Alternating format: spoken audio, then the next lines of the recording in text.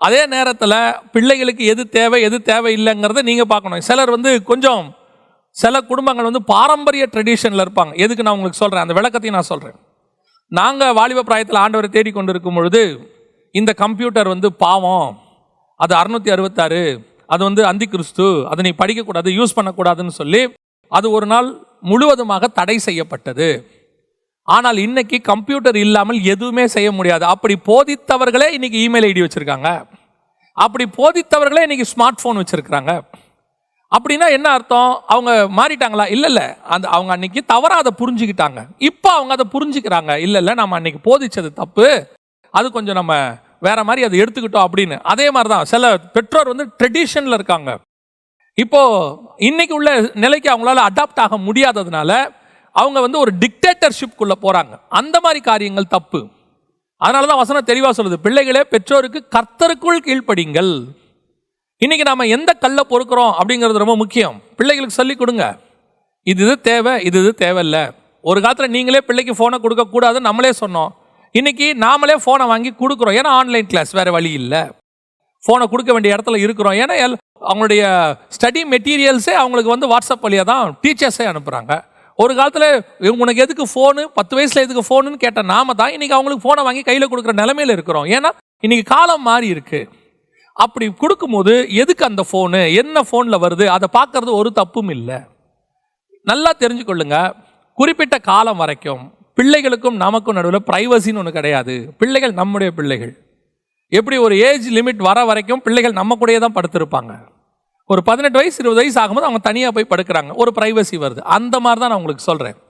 ஒரு லிமிட் வரைக்கும் நம்ம பிள்ளைகள் நம்ம கண்ட்ரோலில் தான் இருக்கணும். நம்ம அவங்க என்ன பண்ணுறாங்க நமக்கு தெரிஞ்சிருக்கிறது தப்பே கிடையாது. நமக்கு தெரியாமல் ஒரு விஷயத்தை அவங்க செய்ய வேண்டிய அவசியமே இல்லை.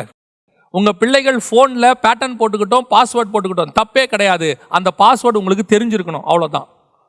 அது தெரியாமல் வைக்கிறது தான் தப்பு. ஏன் தெரியக்கூடாதுங்கிறது தான் கேள்வி. உங்களுக்கு தெரியாமல் ஒரு பிரைவசி அந்த ஃபோனில் தேவையில்லை. அதைத்தான் நான் உங்களுக்கு சொல்ல வரேன். பிள்ளைகள் அவங்களுக்கு தேவையான சுதந்திரத்தை கொடுங்க. அந்த சுதந்திரம் உங்கள் கண்ட்ரோலுக்கிட்ட இருக்கட்டும். கவர்மெண்ட்டை நமக்கு சுதந்திரம் கொடுத்துருக்கு, அதுக்கு நம்ம எல்லாமே செய்ய முடியாது, ஒரு லிமிட் இருக்கு. அதே தான் நான் உங்களுக்கு சொல்ல வரேன். குறிப்பிட்ட காலகட்டம் வரைக்கும் சில வேலி அடைத்து உங்கள் பிள்ளைகளுக்குள்ள கற்களை பொறுக்க வேண்டியது உங்களுடைய பொறுப்பு. ஆண்டவர் சொல்றாரு, பண்படுத்தி வேலி அடைத்து அதை பாதுகாக்க வேண்டும். ரொம்ப இம்பார்ட்டன்ட். இன்னைக்கு ஆதாமுடைய குடும்பத்தில் அந்த வேலி இல்லை, இன்னைக்கு சபைகளுக்குள்ள அந்த வேலி இல்லை, அந்த பண்படுத்துகிற சுபாவம் இல்லை. இப்ப பாருங்க, அடுத்து என்ன செய்யறாரு? அதை வேலி அடைத்து கற்களை பொறுக்கி நற்குல திராட்சை செடிகளை நட்டு. அதான் ரொம்ப இம்பார்ட்டன்ட். அங்கே சில நல்ல விதைகளை போடணும், நல்ல திராட்சை செடியை நடணும், நல்ல ஆவிக்குரிய கர்த்தருடைய உடன்படிக்கைகளை பிள்ளைகளுக்கு சொல்லிக் கொடுக்கணும். இன்னைக்கு வீடுகளுக்குள்ள என்ன சொல்லிக் கொடுக்குறோம்?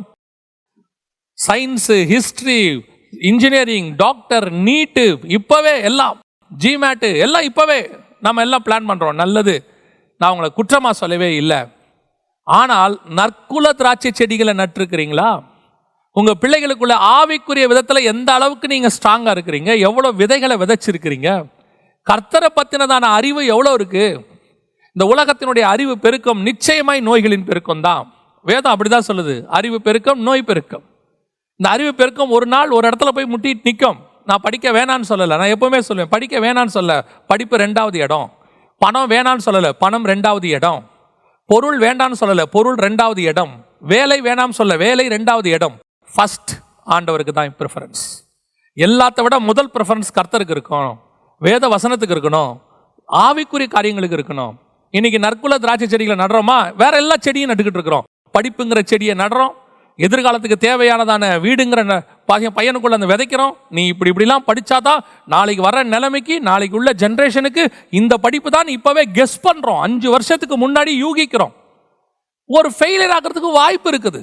10 வருஷத்துக்கு முன்னாடி ஐடி படிப்பை பயங்கரமா பேசிக்கிட்டு இருந்த காலம் இருந்துச்சு. இன்னைக்கு ஐடி ஃபெயிலியர். அதுக்கு முன்னாடி தொழில் புரட்சி, இன்னைக்கு பிசினஸ் ஃபெயிலியர். இன்னைக்கு அடுத்த லெவலுக்கு போறது சோசியல் மீடியா. இன்னைக்கு நம்ம வேற ஒரு புரட்சிக்குள்ள போயிட்டு இருக்கிறோம். இன்னைக்கு எல்லாரும் ஓடி ஓடி போய் இதுல போயிட்டு இருக்கிறாங்க, ரோபோட்டிக்ஸ் படிக்கிறாங்க, எல்லாம் இப்படி போயிட்டு இருக்கிறாங்க. ஒரு நாள் அதுவும் ஃபெயிலியர். ஒரு இடத்துல அது முடிவுக்கு வரும். இதெல்லாம் திராட்சை கொடி, இதெல்லாம் திராட்சை கொடி நடுறது வாழ்க்கைக்கு தேவைதான், இல்லைன்னு சொல்ல. ஆனா நற்குல திராட்சை கொடின்னு ஒன்று இருக்குது, அதை நடணும். அதுதான் உன் பிள்ளைகளுக்கு கனி கொடுக்கக்கூடிய ஆவிக்குரிய காரியங்கள். இன்னைக்கு பிள்ளைகளுக்குள்ள அது அதிகமா விதைக்கப்படலை. பிள்ளைகளுக்குள்ள நீங்களே அவங்களுடைய எதிர்காலத்தினுடைய திட்டத்தை மாற்றி அமைச்சிக்கிட்டு இருக்கிறீங்க. நீ இன்ஜினியர் ஆகணும், டாக்டர் ஆகணும், அமெரிக்காவில் போய் செட்டில் ஆகணும், கனடாவில் செட்டில் ஆகணும், இதெல்லாம் நல்லது. அதெல்லாம் உங்களுடைய ஆசை இருந்துச்சு. ஒரு தகப்பனுக்கு, ஒரு தாய்க்கு தன்னுடைய ஆசைகளை தன் பிள்ளைகளிடத்தில் சொல்லுவதற்கு, அதன்படி வளர்ப்பதற்கு அவளுக்கு உரிமை இருக்கிறது. ஆனால் தேவனுடைய திட்டம் என்று ஒன்று இருக்கிறது, அவன் மேல இருக்கு, அந்த பிள்ளை மேல இருக்குது. அதை கர்த்தர்கிட்ட கேட்கணும். அந்த நற்குல திராட்சை கொடிய பிள்ளைகளுக்குள்ள விதைக்கணும். அதை விட ரொம்ப முக்கியம், அது என்னன்னு கூட உங்களுக்கு தெரிஞ்சுக்கிற அளவுக்கு ஸ்பிரிச்சுவல் ஸ்டாண்டர்ட் இல்லாமல் இருக்கலாம். ஆனால் நீங்கள் ஒன்று செய்யலாம், இந்த படிப்பு எல்லாத்தையும் கொடுக்கறத விட ஒரு படி அதிகமாக ஆவிக்குரிய காரியங்களில் அவங்களுக்கு கொடுக்கணும். ஜெபத்திலையும் வேத வாசிப்புலையும் வசனத்தை போதிக்கிறதுலையோ அல்லது ஒரு பைபிள் குவிஸ்லையோ அல்லது பைபிளை பற்றின விஷயங்களையோ கர்த்தரை பற்றின விஷயங்களையோ இன்னும் அதிகமாக அதிகமாக அதிகமாக. முந்தையெல்லாம் படிப்பு ஒரு மணி நேரம் இருக்கும், காலைல ஒரு மணி நேரம், சாயங்காலம் 1 மணி நேரம் இருக்கும். பெரும்பாலும் ஸ்பிரிச்சுவல் காரியங்கள் தான் இருக்கும். வீட்டில் குடும்ப ஜெபம் இருக்கும், படுக்க போகும்போது பெட் டைம் ஸ்டோரிஸ்ன்னு சொல்லுவாங்க, அதுலேயும் பைபிள் கதைகளை சொல்லுவாங்க. காலையில் எழுந்திருக்கும் போது ஒரு ப்ரேயர் பண்ணுவாங்க, ஸ்கூலுக்கு போகும்போது ஒரு ப்ரேயர் பண்ணுவாங்க. ஸ்கூலுக்கு போனால் அது ஒரு ஆவிக்குரிய அல்லது ஒரு கிறிஸ்தவ பள்ளியாக இருக்கும், அங்கே போனால் அங்கே ஒரு ப்ரேயர் நடக்கும், அங்கே ஒரு காரியம் இருக்கும். சண்டேல சர்ச்சுக்கு போனால் அங்கே சண்டே கிளாஸ் நடக்கும். பிள்ளைகளுக்கு நிறைய ஸ்பிரிச்சுவல் ஃபுட்டு கிடச்சிச்சு. இப்போ எல்லாமே ஸ்டாப்பு, சர்ச்சையும் இல்லை, சண்டே கிளாஸும் இல்லை. இப்போ நீங்கள் ஸ்கூலுக்கு போனாலும் அந்த அளவுக்கு ஸ்பிரிச்சுவல் ஸ்டாண்டர்ட் உள்ள ஸ்கூல்ஸும் குறைஞ்சிருச்சு. இப்போ வீட்லையும் குடும்ப ஜெபமே கிடையாது. ஏன்னா பெற்றோர் உட்காந்து ஒரு பக்கம் WWF-உம் உட்காந்துட்டு கிரிக்கெட்டும் அப்புறம் உட்காந்துட்டு சீரியலும் பார்த்துட்டு இருக்கிறாங்க. வீட்டில் பெற்றோர் பெரியவங்க தாத்தா பாட்டி கிடையாது, எல்லாரையும் கொண்டு போய் ஓல்டேஜ் ஹோமில் சேர்த்து விட்டாச்சு. பெட் டைம் ஸ்டோரி சொல்கிறதுக்கும் ஆள் இல்லை.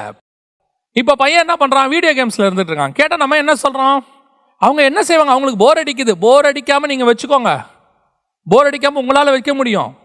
அதுக்கு நீங்கள் சில சாக்ரிஃபைஸ் பண்ண வேண்டி இருக்கு. உங்கள் குடும்பத்தில் நற்குல திராட்சை செடியை நடணுமே. நீங்களே உட்காந்து என்ன நடக்கிட்டு இருக்கிறீங்க, ஒரு பக்கம் டிவி பார்த்துக்கிட்டு இருக்கிறீங்க, அவன் ஒரு பக்கம் ஃபோனை வச்சுக்கிட்டு என்ன பண்ணுறான், அவன் உட்காந்து வீடியோ கேம்ஸ் விளையாடிக்கிட்டு இருக்கிறான். நற்குல திராட்சை செடிகள் நடப்படலை. ரொம்ப கேர்ஃபுல்லாக இருந்து கொள்ளுங்க. ஏசாயா 5ஆம் அதிகாரம் 2வது வசனத்தை கொஞ்சம் உட்காந்து நீங்கள் தியானிங்க. அதில் ஒவ்வொன்றும் ஒவ்வொரு விஷயம் இருக்கு. நற்குல திராட்சை செடிகளை நட்டு அதன் நடுவில் ஒரு கோபுரத்தை கட்டி ஒரு ஆலயம் உண்டு பண்ணி நல்ல பழங்கள் தரும் என்றதான் ஸ்பிரிச்சுவல். ஒரு கோபுரத்தை கட்டி ஒரு ஆலையை உண்டு பண்ணி, இதெல்லாம் அடுத்தடுத்த ஸ்பிரிச்சுவல் காரியங்கள் அங்கே இருக்கு. இது எல்லாத்தையும் நம்ம செய்யணும். இதுதான் ஒரு தோட்டத்தை பண்படுத்துதல்.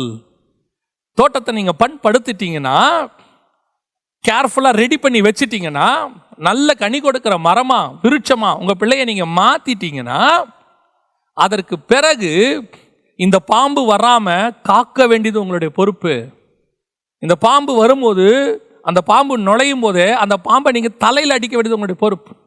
வீட்டுக்குள்ள இப்படிப்பட்ட காரியங்கள் வராம தடுக்க வேண்டியது உங்களுடைய பொறுப்பு. இன்னைக்கு சபை அப்படி இருக்குதா? இப்ப அப்படியே சபையில் இந்த காரியங்களை எடுத்துக்கொள்ளுங்க. வேலி அடைச்சிருக்கிறோமா? சபையில இருக்குதா?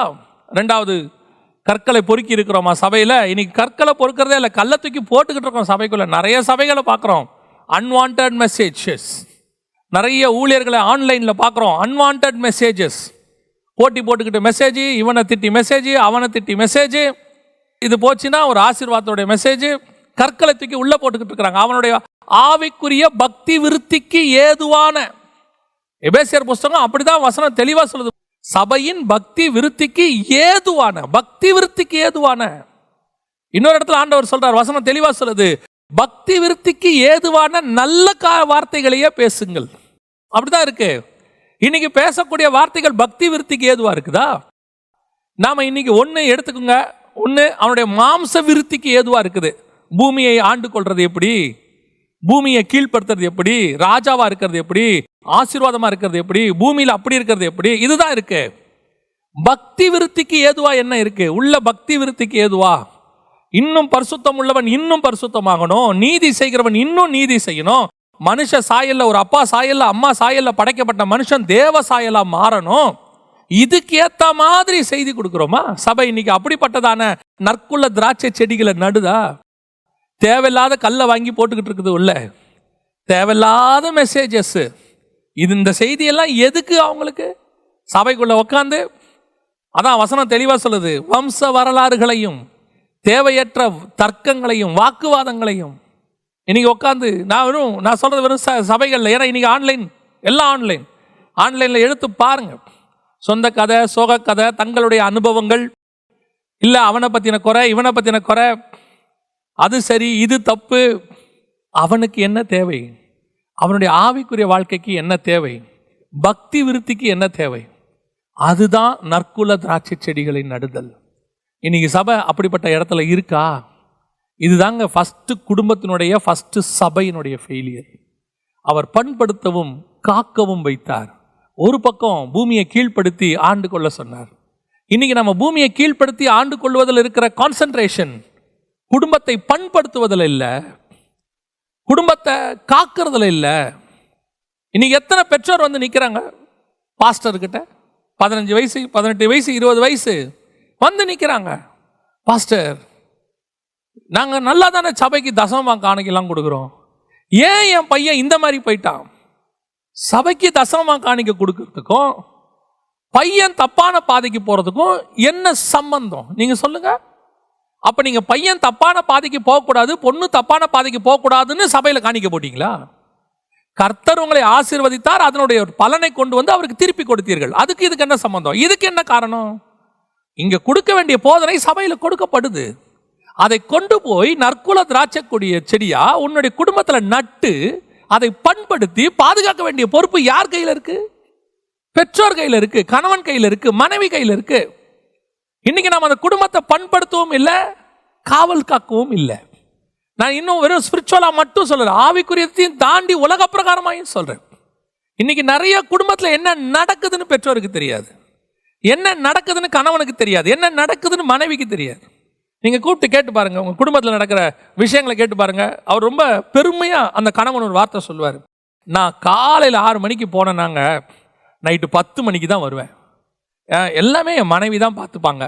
அதாவது அவர் மனைவியை வந்து உயர்த்தி பிடிக்கிறாரு. இதை கேட்கறதுக்கு அவங்களுக்கும் எப்படி இருக்குது அப்படின்னு கேட்டிங்கன்னு சொன்னால் சந்தோஷமா இருக்குது. இதை வந்து ரோல் மாடலாக வேற கொஞ்சம் பேர் எடுத்துக்கிறாங்க. பாருங்க, அவர் தான் மனைவிகிட்ட எல்லா பொறுப்பையும் கொடுத்துட்டு போறாரு. கையால் ஆகாத தனம். வெளியே போனாலும் குடும்பத்தை பற்றி உங்களுக்கு தெரிஞ்சிருக்கணும், குடும்பத்தில் என்ன நடக்குதுன்னு உங்களுக்கு தெரியணும். ஒரு கணவனுக்கு தெரியாம ஒரு பாம்பு உள்ள வந்துட்டா அதுக்கு பேர் என்ன? எனக்கு தெரியாதுங்க, மனைவி கிட்ட தான் சொன்னேன். அப்படிதான் அந்த ஆதாம் சொன்னான். அவன் சொன்னான், ஆண்டவரே எனக்கு தெரியாது, நீர் கொடுத்த ஸ்திரீயானவள், அவ புசிக்க கொடுத்தா அதனால நான் புசிச்சேன், ஏன்பா இப்படி நடந்துச்சுன்னு கேட்டா தட்டி கழிக்கிறான். பாருங்க, இன்னைக்கு நிறைய கணவன் அப்படிதான் தட்டி கழிக்கிறது, மனைவியை தட்டி கழிக்கிறது. நான் என்ன செய்ய முடியும்? நீ தானே பார்க்கணும், நான் வேலைக்கு போறேன். உண்மை, நீங்க வேலைக்கு போங்க, எல்லாம் செய்யுங்க, பட் குடும்பத்துக்குள்ள என்ன நடக்குதுன்னு தெரியணும். நான் ஒருவேளை இப்படி சொல்றது நீங்க மிகப்படுத்தி எடுத்துக்கிட்டீங்களா தப்பா எடுத்துக்காதீங்க. நான் சொல்றதுல ஒரு காரணம் இருக்கு. பிள்ளைகள் ஒரு புது பொருளை வீட்டுக்கு கொண்டு வராங்கன்னா இந்த பொருள் ஏதுன்னு நீங்க கேட்கணும். இந்த பொருள் ஏது? சின்ன வயசுல ஒரு பேனாவோ ஒரு ரப்பரோ கொண்டு வந்தா வீட்டில் கேட்பாங்க, இந்த ரப்பர் ஏது, இந்த பென்சில் யாருது, நான் வாங்கி கொடுக்கலையே அப்படின்ன உடனே அப்பதான் தெரியும் நம்ம பையன் இன்னொருத்தந்தை எடுத்துட்டு வந்துட்டான். அவன் தெரியாம எடுத்துட்டு வந்தாலோ தெரிஞ்சு எடுத்துட்டு வந்தாலோ, ஆனா எடுத்துட்டு வந்துட்டான். நம்ம வீட்டுக்குள்ள இன்னொருத்தருடைய பொருள் இருக்கு அப்படின்னு உடனே பெற்றோர் என்ன பண்ணுவாங்க?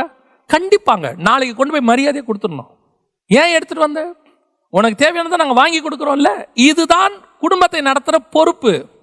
இப்போ பையனுடைய பேக்கில் என்ன இருக்குன்னு அம்மாவுக்கும் தெரியாது, அப்பாவுக்கும் தெரியாது. ஏன் சில குடும்பத்தில் பையன் ரூமுக்குள்ளேயே அப்பா அம்மா போக முடியாது. பிரைவசி. ஆமா, பிரைவசி. என்ன நடக்குது? ஒரு தகப்பன் இவ்விதமாக என்னிடத்துல சொன்னார்.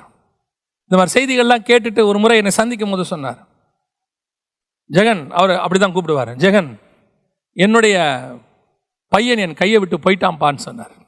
என்னென்ன சொல்றீங்கன்னு கேட்டேன். அப்போ அவன் சொன்னார், ஒரு முறை என் பையனுடைய ரூமுக்கு போனேன், ரூமில் பார்த்தா சில பார்க்கக்கூடாத விஷயங்கள்லாம் கடந்தது. அப்போது அதாவது க்ளீன் பண்ணலான்னு போயிருக்கிறாரு. அப்போ ரொம்ப வருத்தம் அவருக்கு. பையன் வந்த உடனே ஏன்டா இப்படி பண்ணேன்னு கேட்ட உடனே பையன் கேட்ட கேள்வி, ஏன் அனுமதி இல்லாமல் நீ ஏன் என் ரூம்குள்ளே வந்த? இது மேலை நாடுகளில் வேணா இது ஒரு பெரிய கௌரவமாக இருக்கலாம்.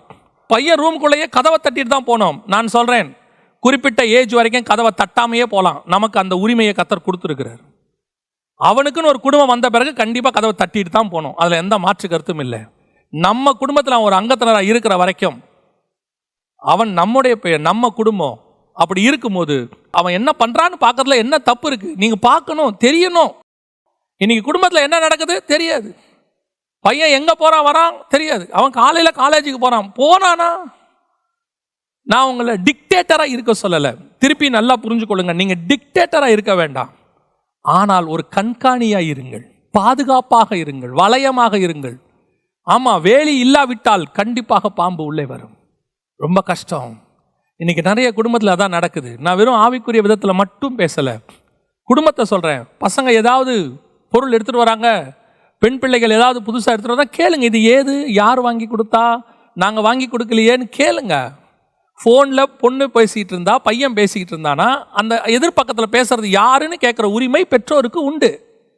அது எப்படி நீங்கள் கேட்கக்கூடாதுன்னுலாம் சொல்ல முடியாது. நீங்கள் கேட்கலாம், கேளுங்க. அதுக்கு தான் நீங்கள் இருக்கீங்க. அது ஒன்றும் தப்பு கிடையாது. உங்கள் பிள்ளையை நீங்கள் சந்தேகப்பட வேண்டாம், சந்தேக கண்ணோட பார்க்க வேண்டாம், பாதுகாப்பாக இருங்க. ஏன்னா இது என்னுடைய குடும்பம், கர்த்தர் என்ன நம்பி கொடுத்துருக்கிறாரு. சொந்த குடும்பத்தை விசாரிக்காதவன் தனக்கு கொடுக்கப்பட்ட இன்னொரு பொறுப்பு இருக்கு இல்லையா, அது சபையோ ஆஃபீஸோ விசாரிக்க முடியாது. எத்தனை பேருடைய லைஃப் உலகத்தில் சக்ஸஸ் தெரியுமா? எத்தனை பேருடைய வாழ்க்கை உலகத்தில் பயங்கரமான சக்ஸஸ், ஆனால் அவங்களுடைய தனிப்பட்ட குடும்பத்தை எடுத்து பாருங்க, பயங்கரமான ஃபெயிலியர். உலகத்தையே சிரிக்க வச்சதான ஒரு மனுஷன், உலகத்தையே சிரிக்க வச்சான், அவனுடைய குடும்ப வாழ்க்கை ஃபெயிலியர். நம்ம அவன் கதையை படிச்சிருக்கிறோம். அவன் ஒரு மிகப்பெரியதான நடிகன், உலகத்தையே சிரிக்க வச்சான், ஆனால் அவன் வாழ்க்கை முழுக்க சோகம். அதனால சொல்கிறேன், வெளியே சக்ஸஸ்ங்கிறது ஒரு பெரிய சக்ஸஸே கிடையாது. ஆண்டவர் கொடுத்துருக்கிறது முதல்ல உன் குடும்பத்தை கொடுத்துருக்கிறார். அது ஃபெயிலியர் ஆகிட்டு வெளியே நீ என்ன சக்ஸஸ் பண்ணி என்ன பிரயோஜனம் சொல்லுங்கள்? உலகம் உன்னை தூக்கி வச்சு கொண்டாடட்டும், ஆனால் குடும்பத்தில் இன்னைக்கு எத்தனையோ பேருடைய ஆவிக்குரிய குடும்பம் அப்படி தான் போயிட்டுருக்கு. நீங்கள் ஒப்பு கொடுத்து ஜெபம் பண்ணுங்க. ஆண்டவரே, என் குடும்பத்தை பண்படுத்தவும், என் குடும்பத்தை வேலி அடைத்து பாதுகாக்கவும் எனக்கு ஞானத்தை கொடுங்கப்பா, எனக்கு சொல்லி கொடுங்கப்பான்னு சொல்லுங்க. இன்னும் ஒரே ஒரு காரியத்தை நான் சொல்லிவிட்டு முடிக்க விரும்புகிறேன். கரெக்டாக ஆண்டவர் அவனை உருவாக்கிட்டு இந்த வேலையை கொடுத்துட்டு அவர் சொல்கிற இன்னொரு வார்த்தை என்ன அப்படின்னு கேட்டிங்கன்னா, 18வது வசனம், 15வது வசனத்தை தோட்டத்தை உண்டாக்கி அவனை அதில் வச்சு வேலையை சொல்லிட்டு 18ல் சொல்கிறாரு, மனிதன் தனிமையாக இருப்பது நல்ல அதல்ல, ஏற்ற துணையை அவனுக்கு உண்டாக்குவேன் என்றார். மனைவியை உண்டாக்குவேன்னு சொல்லலை, நல்லா தெரிஞ்சுக்கொள்ளுங்க, இது நீங்கள் தப்பாக புரிஞ்சுக்காதீங்க. ஏற்ற துணையை உண்டாக்குவேன். இந்த ஏற்ற துணை எதுங்கிறத ஆதாம் கண்டுபிடிக்கணும். அதனால கர்த்தர் என்ன பண்ணுறாரு, ஏற்ற துணையை உண்டாக்குவேன்ட்டு ஏவாளை உண்டாக்கலை, உடனே அவன் விழாவிலேருந்து எடுக்கலை. முதல்ல என்ன பண்ணுறாரு, ஆதாமை உருவாக்கி அவனை கொண்டாந்து வச்சுட்டு ஏற்ற துணையை உண்டாக்குவேன்னு சொல்லிட்டு இப்போ ஒவ்வொரு மிருகமாக கொண்டாடுறாரு, தான் உண்டாக்கின எல்லாத்தையும் கொண்டாடுறாரு. எல்லாத்தையும் கொண்டு வந்து இது எல்லாத்தின் மேலையும் ஆதாமுக்கு ஒரு எண்ணம் வரணும், இது எதுவுமே எனக்கு ஏற்றதில்லை. ஏன், அதுக்கப்புறம் ஏவாளை கொண்டு வந்து கொடுக்கும்போது இது எனக்கு ஏற்றது அப்படின்ற எண்ணம் மட்டும் இல்லை, இதை தவிர எனக்கு இந்த உலகத்தில் ஏற்றது வேற இல்லைங்கிற எண்ணம் அவனுக்கு வரணும். ஏவாள் எனக்கு ஏற்றது மட்டும் அப்படிங்கிற எண்ணம் இல்லை, ஏவாளை தவிர வேற எதுவுமே எனக்கு ஏற்றதில்லை. அதனால தான் கர்த்தர் என்ன பண்ணிடுறாரு, முன்னாடியே எல்லாத்தையும் கொண்டு வந்து காட்டிடுறாரு. ஏற்ற துணையை உண்டாக்குவேன்னு சொல்லிட்டு எல்லாத்தையும் கொண்டு வந்து காட்டுறாரு. அத்தனையும் இப்போ காட்டிட்டு சொல்றாரு, ஆதாமுக்கோ ஏற்ற துணை இன்னும் உண்டாகவில்லை. ஏன், எல்லாத்தையும் காட்டியாச்சுப்பா. இப்போ ஆதாம் மைண்ட்ல நல்லா ஏத்திட்டாரு. ஆதாம், மரம் இருக்கு, பறவை இருக்கு, மிருகம் இருக்கு, ஊரும் பிராணி இருக்கு, காட்டு மிருகம், நாட்டு மிருகம், எல்லாத்தையும் கொண்டாந்துட்டேன். பார்த்துட்டியா? பார்த்துட்டேன். இது எதுவுமே உனக்கு ஏற்றதில்லை. கரெக்ட், ஆமா ஆண்டவரே, இது எதுவுமே எனக்கு ஏற்றதா இல்லை. இப்போ ஒன்று கொடுக்குறேன் பாரு, இதுதான் உனக்கு ஏற்ற துணை. இப்போ ஆதாமுக்கு ஏவாள் ஏற்ற துணை என்கிற எண்ணம் மட்டும் இல்லை, ஏவாளை தவிர வேறு துணை எனக்கு ஏற்றது இந்த பூமியிலேயே கிடையாதுங்கிற எண்ணம் இருக்கணும். அதுக்கு தான் கர்த்தர் ஃபர்ஸ்ட் கொண்டாந்து அதை காட்டிட்டார். எல்லாத்தையும் ஃபர்ஸ்ட் எல்லாத்தையும் காட்டிட்டார். அதை தான் நான் உங்களுக்கு சொல்ல வரேன். இன்னைக்கு ஆண்டவர் உன்னை கொண்டு வந்து ஒரு நல்ல குடும்பத்தை கொடுத்து, ஒரு சபையை கொடுத்து, எல்லாத்தையும் கொடுத்த போது உனக்கு ஒரு எண்ணம் வரணும், இது எனக்கு ஏற்ற துணையாக கர்த்தர் கொடுத்துருக்கிறார்னு மட்டும் இல்லை, இதை தவிர வேறு ஏற்ற துணை எனக்கு இல்லைங்கிற எண்ணம் உனக்கு வரணும். அதுதான் ரொம்ப முக்கியம். இந்த தாட், இந்த ஆல்டர்னேட் தாட் உனக்கு வரவே கூடாது. இது கர்த்தர். இது இல்லை, இல்லை, இன்னொரு விஷயமும் இருக்கு. ஆதாமுக்கு ஏற்ற துணை ஏவாள், ஏவாளுக்கு ஏற்ற துணை ஆதாம். அந்த தாட் அந்த அம்மாவுக்கும் வரணும். இப்போ நமக்கு ஆண்டவர் ஏற்ற துணை அப்படின்ற ஒரு எண்ணம் நமக்கு வரணும். கர்த்தருக்கு தெரியும் சபை தான் எனக்கு ஏற்ற துணை, அதனால தான் அவர் விழாவிலிருந்து இப்போ எடுத்திருக்கிறாரு. நமக்கு அந்த எண்ணம் இருக்குதா? ஏவாளாகிய நமக்கு அந்த எண்ணம் இருக்குதா? என் தேவன் தான் எனக்கு ஏற்ற துணை. இப்போ சொல்லணும், நான் தனியா இருப்பது நல்லதல்ல, ஏன்னா என் ஏற்ற துணை கர்த்தர். இந்த பூமியில இருக்கிற எல்லாத்தையும் ஆண்டவர் காட்டிட்டு சொல்றாரு, இது எதுவும் உனக்கு ஏற்ற துணை இல்லை. இந்த பூமியில இருக்கிற பணமோ ஆஸ்தியோ சம்பாத்தியமோ வீடோ அல்லது வேற எந்த ஒரு காரியமோ பட்டமோ பதவியோ புகழோ அல்லது இந்த உலகத்திலேயே மிகப்பெரியதான போஸ்டிங்கோ வாட் எவர் இட் இஸ், இது எதுவுமே எனக்கு ஏற்ற துணை கிடையாது. அதனால தான் கர்த்தர் ஃபர்ஸ்ட் எல்லாத்தையும் காட்டிடுறாரு. எல்லாத்தையும் காட்டிட்டு இப்போ சொல்றாரு, இப்போ ஒன்று கொடுக்குறேன் பாரு, இதுதான் உனக்கு ஏற்ற துணை. அவனுக்கு தெரியணும், ஏவாள் மட்டுமல்ல, வேற எதுவும் இல்லை. அதுதான் ரொம்ப முக்கியம். இப்போ உங்களுக்கு தெரியணும், இயேசுதான் எனக்கு ஏற்ற துணை, அவர் மட்டுமல்ல, வேற எதுவும் கிடையாதுன்னு அர்த்தம். இந்த பூமியில் இருக்கிற எதுவும் எனக்கு ஏற்ற துணை கிடையாது, அவர் ஒருவரே எனக்கு ஏற்ற துணையாக இருக்கிறார். இந்த எண்ணம் வந்தாதான் உங்களுக்குள்ள ஒரு சக்சஸ்ஃபுல்லான ஃபேமிலி, சக்சஸ்ஃபுல்லான சர்ச். அதுதான் ரொம்ப முக்கியம். இந்த குடும்பத்தை விசாரிக்கிறது எப்படி விசாரிக்கணும்? சொந்த குடும்பத்தை, உன்னை எனக்கு கர்த்தர் கொடுத்துருக்கிறாரு, நீ எனக்கு ஏற்ற துணைங்கிறது மட்டுமல்ல, உன்னை தவிர வேறு துணை இல்லைங்கிற எண்ணம் வரணும். there is no alternate. இந்த எண்ணம் வரணும். அதுக்கு தான் ஆண்டவர் ஃபர்ஸ்ட் எல்லாத்தையும் காட்டிட்டார். எல்லாத்தையும் காட்டி முடிச்சுட்டு, இதெல்லாம் இல்லை இல்லை இந்த இப்போ தரேன். இது ஆதாமுக்கு ஏவாள் மட்டுமல்ல, ஏவாளுக்கும் இதே தான் ஃபார்முலா. ஏவாள், உனக்கு ஏற்ற துணை இந்த பூமியில் இருக்கிற எதுவுமே கிடையாது, ஆதாம் மட்டும். அதே தான் உங்களுக்கு சொல்கிறேன், நமக்கு இந்த பூமியில் இருக்கிற எதுவும் அல்ல, இயேசு மட்டும். அவர் தான் ஏற்ற துணை. இந்த எண்ணம் உனக்கு வந்துடுச்சுனாலே நீ உன்னை நம்பி கொடுத்த குடும்பத்தை கரெக்டாக நடத்துவ. உன்னை கொடுத்த குடும்பத்தை, இந்த தாட்டு கணவனுக்கும் வரணும், மனைவிக்கும் வரணும். ஆனால் என்ன இங்கே பிரச்சனை அப்படின்னு கேட்டால், இப்போது உடனே இதுக்கு பின்னாடி நிறையா பேர் வந்து கேட்குறாங்க. என்ன கேட்பாங்க? நான் கரெக்டாக தான் இருக்கேன், ஆனால் அவர் சரியில்லை. நான் கரெக்டாக தான் இருக்கேன், என் மனைவி சரியில்லை. இதுக்கு அவங்ககிட்ட ஒரு 1000 காரணம் இருக்குது, இவங்ககிட்ட ஒரு 10,000 காரணம் இருக்குது. இது வந்து ஒரு பெரிய ப்ராசஸ். திருமணம் பண்ணுறதுக்கு முன்னாடியே இதை யோசிக்கணும். திருமணம் பண்ணுறதுக்கு முன்னாடியே யோசித்து தேவ சமூகத்தில் கேட்டு கர்த்தர் சொன்னதை பண்ணியிருக்கணும். அவர் சொன்னாங்க, இவங்க சொன்னாங்க, ஏன் பாஸ்டர் சொன்னாங்கன்னு பண்ணி கூட வீணாக போனவங்க எத்தனையோ பேர் இருக்கிறாங்க. கர்த்தர் சொன்னாரா? அப்படி பண்ணுறது தான் நான் உங்களுக்கு சொல்கிறேன், அதுதான் தி பெஸ்ட். இப்போ பண்ணிட்டீங்க, நோ மோர் சாய்ஸ். இப்போ அடுத்து வேறு வழி இல்லை, இதுதான் ஏற்ற துணையாக கர்த்தர் மாற்றி கொடுப்பார். அது கர்த்தரால் முடியும். கொஞ்ச நாள் ஆகும், அவ்வளோதான். கொஞ்சம் என்ன செய்வாங்க உங்களுக்கு தெரியும்னு நினைக்கிறேன். ஒரு நட்டு இருக்குது, ஒரு போல்ட் இருக்குது. இப்போ நெட்டு போல்ட்டு வாங்கியாச்சு, இதை மாற்ற முடியாதுன்னா என்ன பண்ணணும்? ஒன்று இது சைஸுக்கு ஏற்ற மாதிரி இதை மாற்றணும், இல்லை இதை சைஸுக்கு ஏற்ற மாதிரி இதை கொஞ்சம் பெருசாக்கணும். அது ஒரு ப்ராசஸ், கொஞ்ச நாள் ஆகும். பொறுமையோடு காத்திருக்கணும். காத்திருந்து அது வரணும். எத்தனையோ பேர் இப்போ சாட்சி சொல்கிறாங்க. ஒரு சிலர்லாம் எத்தனையோ வருஷம் கழிச்சு கணவன் மாறி வந்திருக்கிறாரு, அவர் போயிட்டாரு, அவர் அவ்வளோதான் டிவோர்ஸ் கேட்டார், எல்லாம் சொல்கிறாங்க. ஆனால் ஒரு நாள் வந்தது, நாங்கள் சொல்கிறோம் ஜெபம் பண்ணுங்க, ஆண்டவர் செய்வார், கண்டிப்பாக செய்வார்.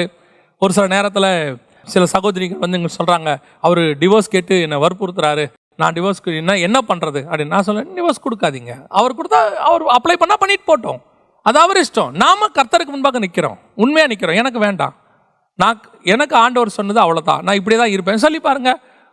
அவர் கொடுக்குறாரு, அவர் வாங்குறாரு, அது அவர் இஷ்டம், அவருக்கும் கர்த்தருக்குரியது, அது அவரே போட்டோம். ஆனால் நான் நம்புகிறேன், ஒரு நாள் அந்த மனுஷனை மாற்றி கர்த்தர் கொண்டு வருவார். நிறைய பேர் மாறி வந்திருக்கிறாங்க, ஏற்ற துணைன்னு புரிஞ்சுக்கிட்டு வருவாங்க. அதை தான் நான் உங்களுக்கு சொல்கிறேன். உங்களுக்கு அந்த தாட் இருக்கணும்.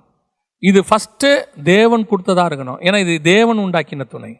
இந்த 3 காரியங்கள் ரொம்ப முக்கியம், வெரி வெரி இம்பார்ட்டன்ட். முதலாவது, நீங்கள் தோட்டத்தை பண்படுத்தவும் காக்கவும் வைக்கப்பட்டீர்கள். நீங்கள் தோட்டத்தில் பழம் சாப்பிட்டு சந்தோஷமாக இருக்கணுங்கிறது ரெண்டாவது, எல்லாவற்றையும் நீங்கள் புசிக்கலாங்கிறதுலாம் அப்புறம். ஃபஸ்ட்டு நீங்கள் பண்படுத்தவும் காக்கவும் வைக்கப்பட்டீர்கள். அதான் ரொம்ப முக்கியம். உங்களுக்கு கொடுக்கப்பட்ட குடும்பம் அருமையான குடும்பம். கர்த்தர் உங்களை நம்பி கொடுத்துருக்கிற சர்ச் ரொம்ப அருமையானது. உங்களுக்கு நம்பி கொடுத்துருக்கிற ஊழியம் ரொம்ப முக்கியம். அதை விட முக்கியம் கர்த்தர் கொடுத்துருக்கிற குடும்பம். அதை முதல்ல பண்படுத்துங்க, கர்த்தருக்குள்ள பண்படுத்துங்க. அதை வேலி அடைங்க, கற்களை பொறுக்குங்க, நற்குல திராட்சை செடிகளை நடுங்க. நட்டு கர்த்தருக்கென்று நல்ல கனிகளை கொடுக்கறதா மாற்றுங்க. அதற்கு பிறகு அதை சுற்றி காவல் காருங்க. எந்த பாம்பும் உள்ளே வந்துடாதபடி பாதுகாத்து கொள்ளுங்க. தைரியமாக ஆண்டவருக்காக நில்லுங்க. ஆண்டவர் உங்கள் குடும்பத்தையும் ஆசீர்வதிப்பார், உங்கள் ஊழியத்தையும் அல்லது உங்கள் வேலையையும் அதையும் ஆசீர்வதிப்பார். ரெண்டுமே இருக்கணும். ஒன்று ஆசீர்வாதமாக இருந்து ஒன்று ஆசீர்வாதம் இல்லாமல் போச்சுன்னா கஷ்டம். ரெண்டுமே ஆசீர்வாதமாக இருக்கணும். ரெண்டும் ஆசீர்வாதமாக இருந்துச்சுன்னா அதுதான் சரியான வளர்ச்சி, அதுதான் சரியான ஆசீர்வாதம். ஸ்பிரிச்சுவலி ராஜாவும் நீ இருக்கணும், ஆசாரியனாவும் இருக்கணும். இந்த 2 ஆசீர்வாதமும் இருந்தால் தான் நல்லது. வெறும் பூமியை கீழ்ப்படுத்தி நீ ராஜாவா இருந்து தேவனுக்கு முன்னாடி நீ இல்லாமல் போயிட்டீங்கன்னா கஷ்டம். தேவ சமூகத்தில் ஒப்பு கொடுங்க. எந்த இடத்துல உங்கள் குடும்பத்தில் நீங்கள் வீக்காக இருக்கிறீங்கன்னு பாருங்கள். எந்த இடத்துல பிள்ளைகளுக்கும் உங்களுக்கும் நடுவில் கேப் இருக்குன்னு பாருங்கள். எந்த இடத்துல கணவனுக்கும் மனைவிக்கு நடுவில் கேப் இருக்குன்னு பாருங்கள். எந்த இடத்துல ஆவிக்குரிய விதத்தில் குடும்பம் குறைவாக இருக்குன்னு பாருங்கள். கர்த்தர் உங்களை ஆசீர்வதிக்க வல்லமையுள்ளவராக இருக்கிறார். சரி பண்ணுங்க. நாம் ஜெபம் பண்ண போகிறோம். எல்லாம் ஒப்பு கொடுப்போமா? தேவ சமூகத்தில் கண்களை மூடுவோமா? சர்வ வல்லமையுள்ள எங்கள் தகப்பனே, இந்த அருமையான நேரத்திற்காக உமக்கு ஸ்தோத்திரம். எங்களை நம்பி கொடுத்திருக்கிறதான குடும்பத்திற்காக, ஊழியத்திற்காக உமக்கு நன்றி. ஆண்டவரை கொடுத்திருக்கிற குடும்பத்திற்காக, வேலைக்காக நன்றி. ஆண்டவரை 2லும் நாங்கள் சக்சஸ் பண்ண கர்த்தர் எங்களுக்கு கிருபை பாராட்டுங்கப்பா. 1ல் ஜெயித்து 1 நாங்கள் தோல்வியுற்றால் அது சரியான வெற்றியாக இருக்காது. ஆண்டவரை நாங்கள் தோட்டத்துக்குள்ளேயும் இருக்கணும், நாங்கள் கர்த்தருக்குள்ளேயும் இருக்கணும். நாங்கள் தோட்டத்துக்குள்ளே இருந்து பூமியை கீழ்ப்படுத்தணும். தோட்டத்துக்கு வெளியே போய் பூமியை கீழ்ப்படுத்தி பிரயோஜனமே இல்லை. ஆண்டவரை அப்பா, நீர் எங்களுக்கு கொடுத்த இந்த ஆவிக்குரிய வாழ்க்கையை, ஆவிக்குரிய குடும்பத்தை நாங்கள் முற்றும் முடிய நல்லபடியாக கட்டி எழுப்ப கர்த்தர் கிருபை பாராட்டுவீராக. ஆசீர்வதியும், வழி நடத்தும், ஒவ்வொரு குடும்பத்தையும் சரி பண்ணுங்க. எந்தெந்த இடத்துலலாம் ஆண்டவரை குடும்பங்கள் உடைக்கப்பட்டிருக்கிறதோ அந்த குடும்பங்கள் எல்லாம் சரி பண்ணப்படட்டும். உடைய கிருபையுள்ள கரத்தில் தாழ்த்துகிறோம்.